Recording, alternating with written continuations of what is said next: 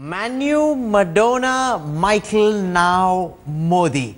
In just a moment from now, we'll take you live across to the Wembley Arena where preparations are underway and the Nach Gana in the build-up to the Prime Minister's speech has started. We're also asking whether some of the sheen of the Wembley Arena performance today has been taken away as a consequence of all that's been happening in the country over the past few days. And I'll be joined by a crack panel looking at brand Modi and what they make of this big performance at Wembley. But before that, let me tell you what happened when Modi met the Queen. Prime Minister Modi went to Buckingham Palace for lunch this afternoon.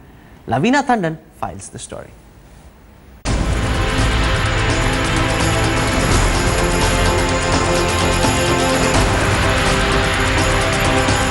It was the royal rendezvous everyone had been waiting for. The epic moment when Prime Minister Modi met Queen Elizabeth II.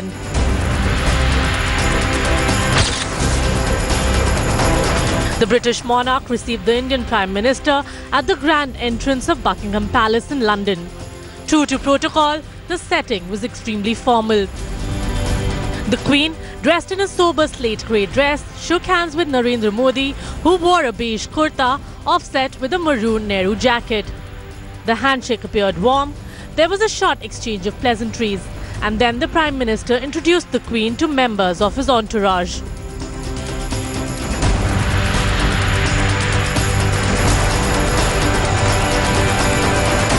Introductions over, the Queen then ushered the Prime Minister to inspect items from the royal collection and lunch. Prime Minister was driven to Buckingham Palace in a Jaguar-led cavalcade, where he was received by a royal representative.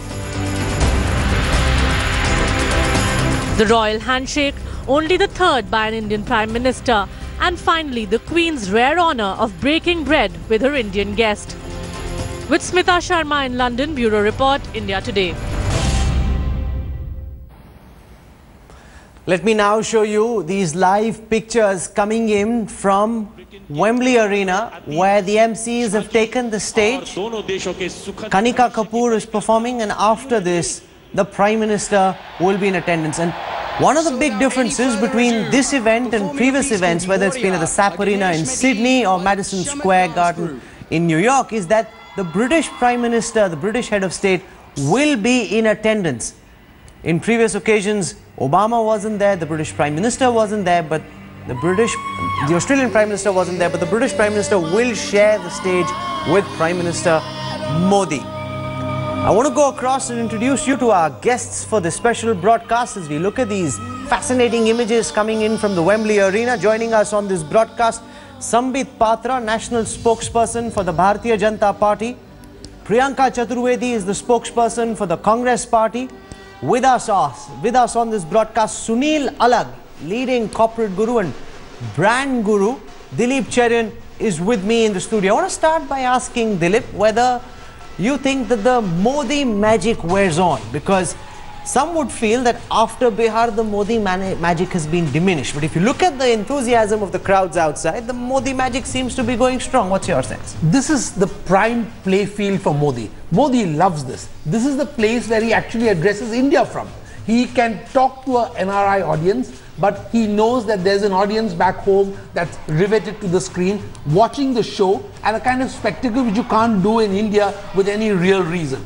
So I think the sheen part of it is distinctly lower, but here is a man who can actually choose to ignore it, because he knows that the roaring crowds will make him cross what Madonna and Michael Jackson may have attempted to do at the same place. So whether he can, man O can take over from man U is something to be seen, but he definitely is a better star than most of these others. The British Prime Minister said, Priyanka, that he wouldn't be able to get half the audience that Modi is getting, even though this is his country and his capital. Now, you would have imagined that the popularity of the PM would come down post Bihar, but if you speak to all these people who've been outside cheering the Prime Minister, the PM's magic still seems to hold strong, Priyanka. I do not know about his magic holding strong when he's traveling abroad, or whether it is his true magic can be held accountable as far as the state results are concerned, the latest election results are concerned. Having said that, we all know that the Prime Minister is good with event management, we know that he's good with press management, and we all know that he puts his heart and soul into addressing the Indian diaspora whenever he's traveling internationally. And the Prime Minister, when you talk about the UK Prime Minister saying that he can't fill half the stadium, I'm sure he hasn't even attempted doing something like this, or something as audacious as this. So having said that, it is Mr. Modi's moment, and he can very well enjoy it, and he feels free in an environment like this where he can be his politician self. Like yesterday, he was being a statesman when he was addressing the parliamentarians in the UK Parliament, and now he gets to be the politician that he is when he's addressing the Indian diaspora. Stay with me, Priyanka. I want to go across for a live shot to my colleague Lavina Tandon. She's joining us from the Wembley Arena. Lavina, this is the first time you're seeing something like this. You haven't been traveling with the Prime Minister before this. Take our audience through your sense after having spoken to so many people in the big build-up to the Wembley blockbuster.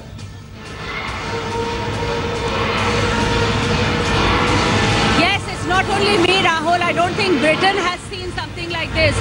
This is the first time that the Mount Everest of a stadium like Wembley Stadium has been opened to a world leader, let alone any other local leader as well, as in, I mean, the national leader from Britain.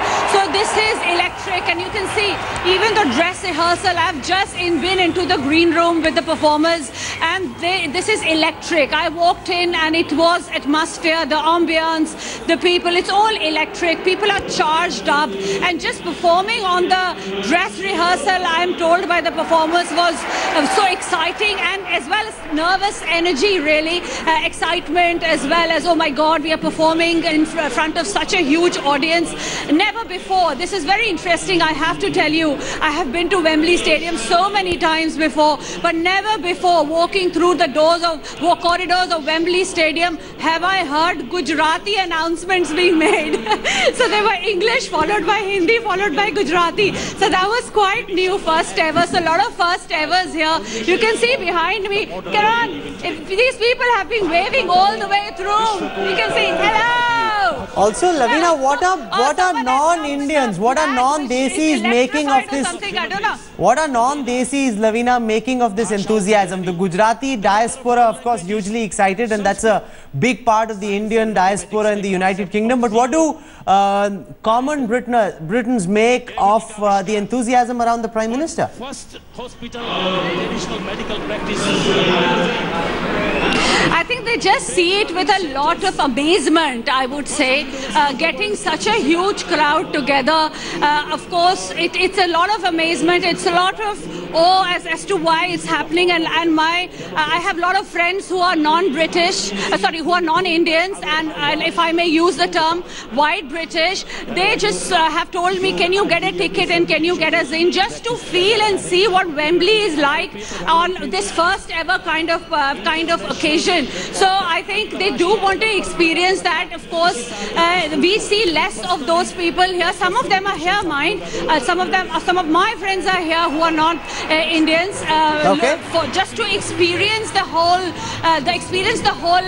ambience and event. I'm going to come back to you, Lavina, in just a moment. Interesting sense from the ground there by Lavina. But Sambit Patra, the Congress will argue that the Prime Minister is the best event manager in the world, and we're seeing a fantastic event being put together, possibly bigger than what we saw at Madison Square Garden in Sydney.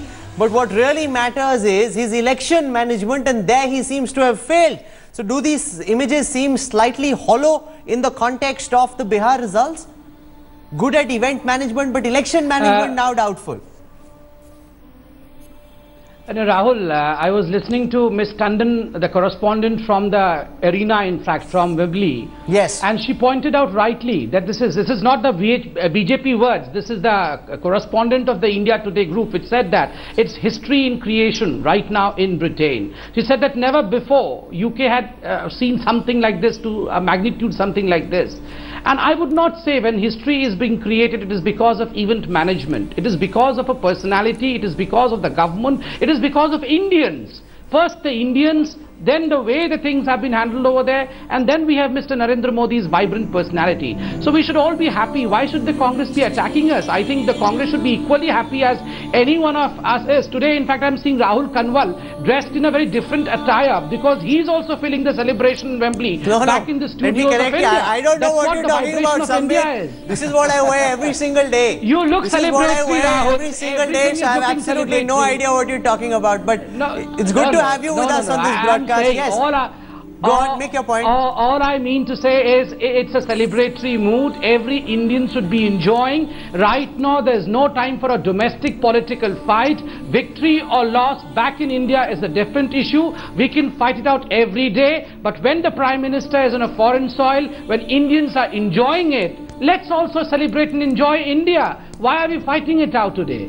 Okay, that's interesting. I wonder if Priyanka Chaturvedi is in as celebratory a mood as Sambit Patra. But I want to go across live to right outside the Wembley Arena. My colleague Smita Sharma is joining us from there. Lavina Tandon very excited by what she's seeing. Smita, though, has seen the Prime Minister when he's made these big speeches elsewhere. Compare the mood from New York to Sydney to China to Dubai and now in the Wembley Arena. It seems the Modi spectacle is getting bigger and grander. Well, you know, the mood completely euphoric here as far as Wembley Park is concerned. Clearly, excuse me, hi, we're from the Indian press. Can we please talk? No, we can't talk. You need to shut it off. Why? You got no permission to record on it. No, we are with the Indian media. We are shooting inside. Shoot inside, not outside. Running into the security guard, who doesn't obviously know who Smita is and doesn't want him there. We'll give a moment to Smita to try and find a spot where the guards don't chase her. But till then, let me go across to Sunil. Sunil, 70,000 people at the Wembley Arena. That's almost twice the number that gathered at Madison Square Garden. Sambit Patra says, forget domestic politics, focus on the spectacle. But coming as it does, just on the back of a big defeat in Bihar, does some of this seem a bit hollow? A big event, but you've got big problems back home. Can they be forgotten in the manner that Sambit wants? No, look, what we were discussing and what Dilip Cherian said, there's a brand Modi which doesn't get damaged with just one Bihar election. Okay, so let's understand. And you all are calling him an event manager. I think we've got everything wrong. He is the event. He's not an event manager. It's the event managers who manage an event. I mean, and therefore let's not call him an event manager. He becomes the event wherever he goes. Now, having stated that, look, there are problems in India. He's been in power for 1.5 years. He's trying to bring in FDI reforms. It's about time the opposition got a little mature and decided to defend and move forward in everything that India's economic growth is. If the Queen can meet him, if Cameron is going to introduce him, why are we just harping on a Wembley event? Look at all the people who are going there. You've got the top people from the Minister himself, and the Queen, let me tell you, would never have hosted a lunch if she felt that Mr. Modi was not worth it. Now people will say, well, he got his FDI reforms now only because of Bihar. I'm not getting into the whys. As long as we are doing the right thing in this winter session, if Congress once again holds up GST, I don't think they're going to be behaving in a mature opposition manner. I mean, like, they've got to think of India now. Let's all think about India rather than bringing in politics in every single thing which makes every Indian proud. That's all that I would say. You know, it's interesting though that you're talking about Modi being the event. And Dilip, this is an event where David Cameron will accompany the Prime Minister. He, in fact, will make the beginning speech. Now, that's interesting too. You've got the leader of one of the world's most important countries coming to Modi's party. It's ironic that it's happening just now, because clearly this was what was on his plan. And Cameron is going in for an election. So he's hoping some of the Modi magic. He's just won an election. But he's got elections coming up very soon. So I think he's waiting to see whether he can, use some of this magic and learn something, because he rightly said that he couldn't be able to fill up Wembley Council Hall.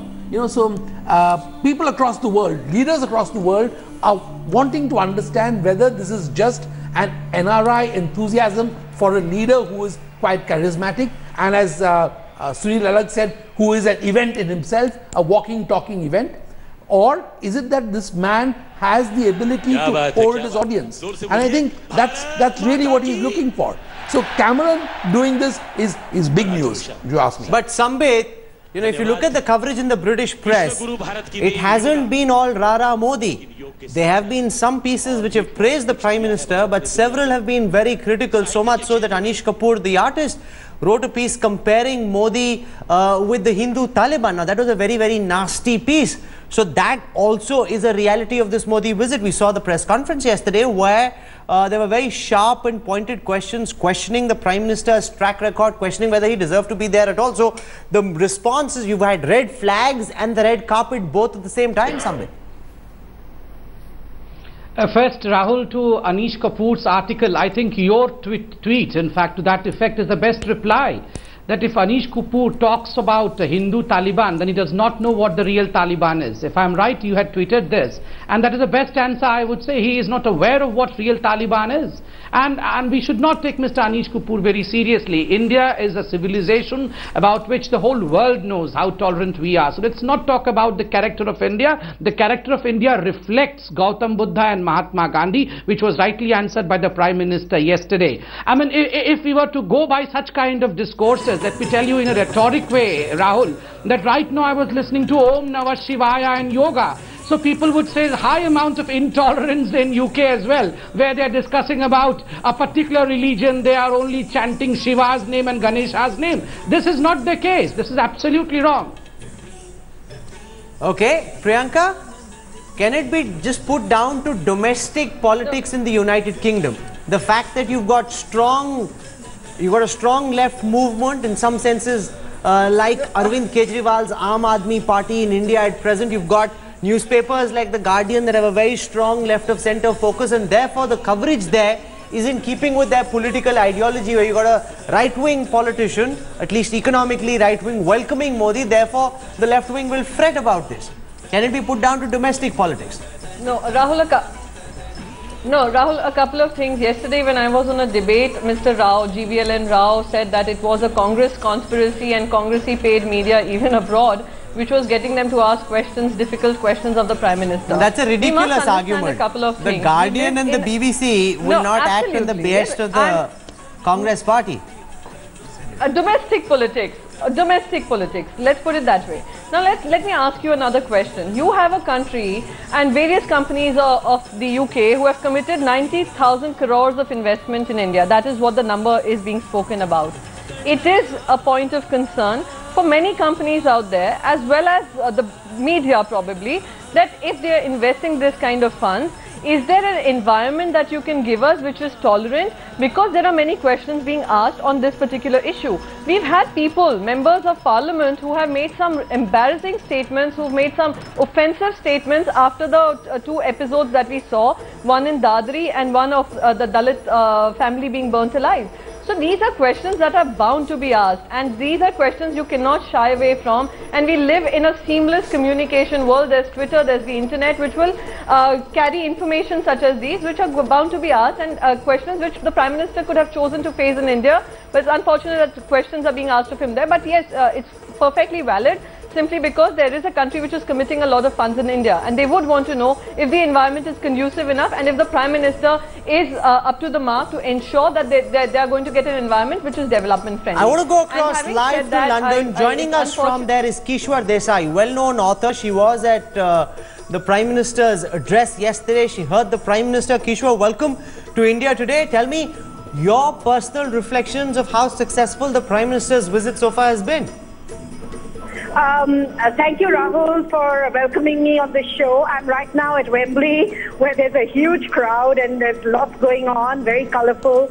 I think so far it's been a very successful visit, because the idea that, you know, that these are two nations which share a history, share a past, and they're coming together. And what has surprised us all, that after 10 years, the first Prime Minister who's coming here, and it has made the Indian diaspora really thrilled to see him. But apart from that, It is also the welcome that the UK government has given him, which is astonishing. It's a real red carpet treatment.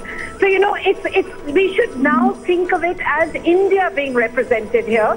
And, you know, that's what we have to do. Instead of running him down, you're actually then running down the country, I'm afraid. So I think we have to step aside right now. This is something which is good for the nation, and let's think about it in that way.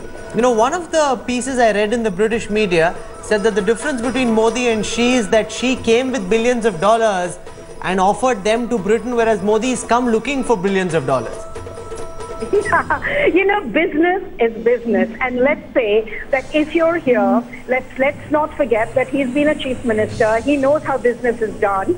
So I think he turned around the economy in Gujarat, or rather made it blossom and bloom, and this is what we are hoping he'll be able to do for the rest of the country as well. And I think that's important. If he comes here looking for business, what's wrong with it? And I'm sure the flow is both ways, because we share a huge economic interest, both sides. So fine. I mean, let it be whatever he's got on the agenda, but it is all looking positive. It is all looking good, and the British are really welcoming him. And I'm looking at all the other Indian stations right now. They've all cut to this mega spectacle coming in from the Wembley this evening. But what's the response on the British channels been? Whether it's a BBC, an ITV, Sky, how are they looking at the Modi visit? We've seen some of the newspapers be very critical, but what's been the response in the local press? You know, the wonderful thing about this country is that there is always going to be both a great welcome as well as criticism. So I think the point that we appreciate here is the free press. The media is free to say what it wants to say. People are free to protest if they want to protest. Yet business goes on, and the work that the governments are doing goes on. And I think that was very apparent. So when you're looking at how the press here is reporting the trip, let's also be very clear that there have been some very good things said, but people are beginning to appreciate the fact that these two countries are serious about each other and they have to move on. Okay, thank you very much. Kishwa Desai, you're waiting in queue to go inside the Wembley Arena. We hope to come back to you once this gets over.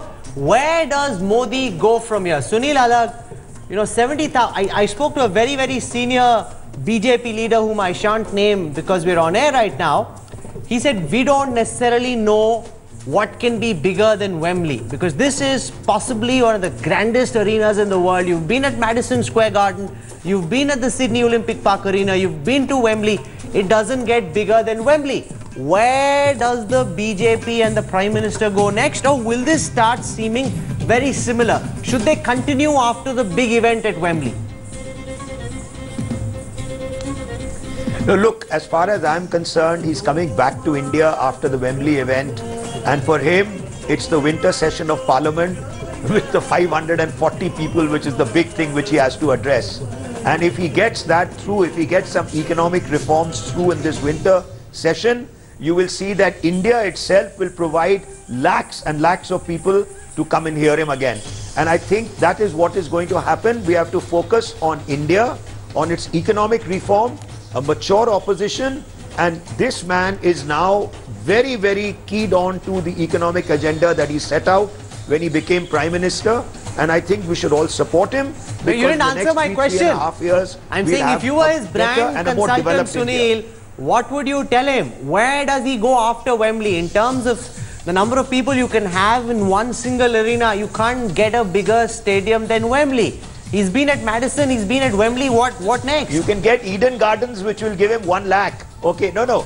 I'm just telling you, there's Eden Gardens, which will give him 100,000. There are stadiums in India which can house more than Wembley. And I think his focus will be now on India. As far as I'm concerned, that's where he will be. And of course, he will travel abroad. And all this myth of him traveling, if you see the number of days he's traveled, Cameron has traveled more than him. The Prime Minister of Japan has traveled more than him. The German President, the lady, has traveled just about the same number of days. Only they are traveling because the world has become one. It's no longer 5 or 10 years ago when traveling abroad was treated as a perk. He has to go out, and he's presented India. Look, we needed uranium for our nuclear plants, which Manmohan Singh was ready to resign over. And we needed it from Canada and Australia. One visit from him, uranium is coming in. What does that mean? cheaper electricity for everyone. Nobody is understanding what he does for India when he travels abroad. He's not on a holiday, and it's about time people stop commenting on it like that. Priyanka Chaturvedi, is the opposition unfair when they make fun of all Indians proud. Modi's international visits? Because at the end of the day, he's representing India, he's trying to bring business back to India. And Sunil Alag's data suggests that other heads of state have been outside their countries for longer than our Prime Minister. No, Rahul, there are a couple of things I'd like to mention, and I wouldn't want to get into a debate with someone who comes in the garb of a brand manager but actually is a Modi supporter and speaks for Modi. I don't want to get there in that space at all. So having said that, there are some questions that need to be answered even in India. If he would have answered the questions of intolerance in India, if he would have sorted his MPs and representatives of his government at the right time and when it was needed, probably Bihar would have seen another set of elections or another outcome, as well as such tough questions wouldn't have been asked for him when he was traveling to Britain. We must also understand a couple of things. Questions will not go away, and it's high time that Modi supporters who come on television channels stop blaming the opposition every time. If Mr. Modi was so keen on reforms, the way he brought in FDI reforms just after the Bihar loss, he could have started it right on the word go as soon as he was elected with a single party majority. So stop putting the blame on the door of the opposition. Opposition has some valid questions of you. You need to, and it is high time that you start engaging with the other side of the debate too, with the other divide too, of people who haven't probably voted for you but have concerns equally as important as you might have as far as reforms are concerned. So this entire blaming, putting the opposition on the mat all the time is extremely unfair. Okay, Sambit Patra, do you want to respond to that in the midst of this spectacle, an important political point that this FDI reform could have been pushed through a lot earlier? He waited for the Bihar results to get the jolt which led him to make this big announcement. See, I was listening to my good friend Priyanka Chaturvedi and a serious bit of advice. When everyone else is happy, glued to the television set, watching this whole mega event, why should she be annoyed? Why the Congress spokesperson should be so annoyed? Cool down, enjoy this whole mega event. Don't be so annoyed. You are a friend. Please cool down. Number two, if there were intolerance in this country, as my friend is suggesting, I have a piece of newspaper. This is from the Dawn, Pakistan. Yesterday, Salman Khurshid, the previous minister of this country, visits Pakistan, and in Jinnah Institute he delivers a lecture where he calls the Pakistani Premier Nawaz Sharif a very brave man, a man who is trying to buy peace. But Mr. Modi, as a person who has not yet matured into a statesman and who is not allowing Pakistan's peace progressive, if he were not tolerant, would we tolerate Mr. Salman Khurshid? No. We welcome him. We are very tolerant towards all these features as well. So where is the intolerance in this country? Today, there is a minister in Karnataka who is a Congress minister and who has said that the girl who was gang raped was raped because she was trying to play tennis at the Duff car. So is it that Karnataka is an intolerant place because a minister has made a comment and no FDI should flow into Karnataka? Absolutely not. The minister should be condemned. But saying that Karnataka has gone into drains would be absolutely wrong, would be blaming the good people of Karnataka. Okay. Similarly, just because someone has made a comment, to blame the psyche of India today, especially when the Prime Minister is going to address an international fora, is absolutely foolish and full of frustration. Stay with me, Sambit. I want to just for a moment dip in live to the Wembley, where a traditional Gujarati Garba has just started. And that's when, Dilip, the loudest applause was heard. Clearly, a lot of the people at the Wembley are Gujaratis, and for them, Modi is Modi is a demigod for them. Absolutely. Modi is the epitome of what they had hoped for will happen to India. But don't forget, these are people who are outside India. The issues here are different, and while Sambit may be right in saying that we should not politicize, and I think we should look at it coolly, the fact is that you're talking to an audience in India. You are here and we are discussing on local channels. So the issues of India are bound to penetrate and bound to sound a lot louder than they would from Wembley. Wembley is definitely a high point, and it's somewhere where selling India and selling the man is going to happen.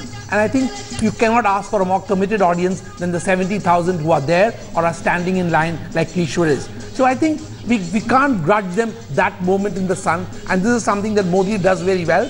It's something the country sorely needed. But does he need to pay attention here? Does he need to focus on Parliament? There's no question. And it's high time that that's focused on next. I think you're making an important point that both can go hand in hand. It's not one or the either. That's possibly the most non-political response to that question. We're slipping into a quick break as we see these images of the Garba. We'll come back. We'll continue getting these live images. And remember, in a short while from now, the Indian Prime Minister along with his British counterpart will be at the Wembley, and we're at hand to get you a ringside view. Walking through the corridors of Wembley, usually you would bump into maybe some footballers or football fan, but it is quite different as Prime Minister Narendra Modi is landing in Wembley very soon. You meet all sorts. I just met these people. I would not call it skirt, it's a kilt, because they're going to kill me. I've been here for 9 years, and they're Scottish regalia. In people of Indian origin wearing Scottish regalia. Please tell me about your group. You look so smashing. I look so, so horrible in front of you. Thank you very much. My name is Nari Kimani. I'm the drum major of this fantastic group, which is Sri Muktajivan Swami Bapa Pipe Band. Yes. We play a mix of Indian and traditional Scottish music. So we're going to take you through and give you a bit of a taster. Yes, of course. But first you have to tell me about this gear, which is, all I know is the kilt. Rest of it I have no idea about. Please tell us. Okay, so we are wearing the full Scottish Royal Stuart tartan. Okay. We have the spats, the crested hoses. Yes. We have a kilt, a sporran, a doublet, which is our jacket, and we have a plaid that hangs off the shoulder. In total, there's 16 kilos that we are wearing. 16 kilos! Kya bhari bharkam! Or itni, I mean, this is how, that's forceful. Absolutely. And you're able to, what is this? What is this? This is, so I'm the drum major. This is a mace. Yes. With this, I command the rest of the band. Okay. Today we'll be experiencing 101 of us performing here. Oh. We have bands in London, in Bolton, Lancashire, in the US, East Africa and India. Oh, East Africa and India as well. I gather you must come from East Africa then. Yes, so I'm personally a second-generation immigrant. My parents from East Africa. And are you excited being a second-generation Indians? They say they don't feel very connected with India. Do you? I feel absolutely connected to India. I've been born in the I was born in the UK, been brought up in the UK. Yeah. We often travel to India, performing in the dense heat of Ahmedabad. Wearing 16 kilos. Always. Oh, fantastic. That's called dedication. Absolutely. Excited for today? Absolutely excited. Go on then. Fantastic. Get us the music. Music. Fusion. May the drum roll. Yeah, it's a big occasion also for the artists, because usually they wouldn't find a stage as big and as grand as this. And neither would they find an audience as excited and already pumped up as it were. Well, all they have to do is just take them over the edge, and and they all know that the main act is waiting. So it's a huge thing to be able to push this. India with its ancient traditions. Let's just listen to these live images for just a moment. The Wembley Arena now filling up very quickly. In a short while from now, Prime Minister Modi and David Cameron will be at the Wembley Stadium. And our shared glorious future. Representing both the United Kingdom and India this evening, we have two children carrying the flags of the two nations. Honored Sambit, you were telling me before we went into a break, what happens after Wembley? Does the BJP think tank have a plan? Will this continue in every country that he goes to, or will the Wembley Madison style event take a bit of a break? Rahul, you have to understand one thing. This event that you are showing today, the event that is taking place, is not just an event, and it is not within the precincts of a place called as Wembley. It is a phenomena taking place in a country, and today, because of the seamless media, it is everywhere in the world. It is creating a different kind of feeling for India in every mind and heart. The excitation that we are seeing over there is palpable. The vibration is palpable. So whether we are in Wembley or whether we are not in Wembley, the issue is a new meaning has been attributed to the meaning of India, and this is going to live all years to come. And thanks to Mr. Narendra Modi, thanks to this government, thanks to every Indian. Why should I leave the Congress also besides? In this hour of goodness, let's all hold hands together and let's fight for our nation. Why should we be sitting on the television channel fighting out each other when we should be fighting every odd in this world to see to it that India emerges as the victorious nation of 21st century. In Parliament as it is on India today in the build-up to the big Wembley blockbuster? Because if it is, then maybe Priyanka Chaturvedi and others will also share the joy. See, I mean, for being joyous in celebrating India, words like reconciliatory or not, they don't find any place. It is inherent that you get happiness when your country is being celebrated anywhere outside or inside. That should be inherently built. Why should I submit something to my opponent, the so-called opponent, for her to be happy? She should be inherently happy today when India is being celebrated there in London. Okay, this is the Scottish band that Lavina spoke to just moments before now for a brief while. Let's listen to the Gujarati cum Scottish tunes. Ni sa ga ma ma ma ni pa ma ga ni pa ma ga sa ni pa ma ni sa pa sa. जहाँ तक यादें याद आती रहेगी